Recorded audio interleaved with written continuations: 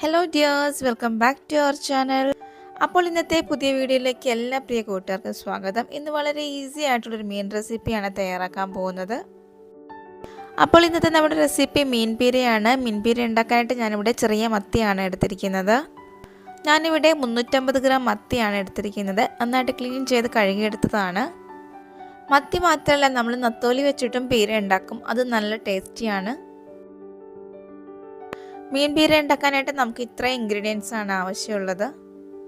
ഇനി നമുക്ക് മീൻ പീരയിലേക്ക് ആവശ്യമായ അരപ്പൊന്ന് റെഡിയാക്കി എടുക്കാം. അതിനായിട്ട് ഞാനിവിടെ ഒരു മീഡിയം സൈസ് തേങ്ങയുടെ അരമുറി തേങ്ങയാണ് ചിരകിയെടുത്തിരിക്കുന്നത്. പിന്നെ 2 കഷ്ണം ഇഞ്ചി, ഒരു 3 അല്ലി വെളുത്തുള്ളി, ഒരു 8 ചെറിയ ഉള്ളി, ഒരു 4 പച്ചമുളക്, ആവശ്യമായ കറിവേപ്പില, ഇതെല്ലാം കൂടെ മിക്സിയുടെ ചെറിയ ജാറിലേക്ക് ഇട്ട് കൊടുക്കാം. കൂടെ 1/2 സ്പൂൺ മഞ്ഞൾപ്പൊടിയും കുറച്ച് ഉലുവയും ചേർത്ത് ജസ്റ്റ് ഒന്ന് ക്രഷ് ചെയ്തെടുക്കാം. അപ്പോൾ